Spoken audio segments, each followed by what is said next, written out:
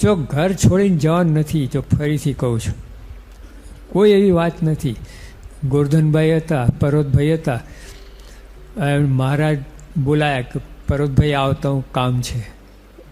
તે જ વખતે એમનો દીકરો માદો હતો પર્વતભાઈનો.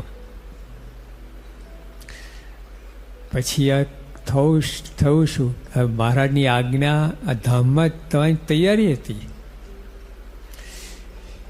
એટલે પર્વતભાઈ તોય નીકળ્યા મહારાજની આજ્ઞા પ્રમાણે, અને થોડેક ગયા હશે ને એક માણસ પાછળ દોડતો આ સમય કે પર્વતભાઈ તો દીકરો ધામમાં ગયો. ત્યાં તલાવડી હતી ત્યાં કે બીજો કોઈ ધામમાં ગયો, બીજા કોઈ હામટું નાહી લઉં કે પર્વતભાઈ આ કહે કેવા નિર્લેપ કહેવાય.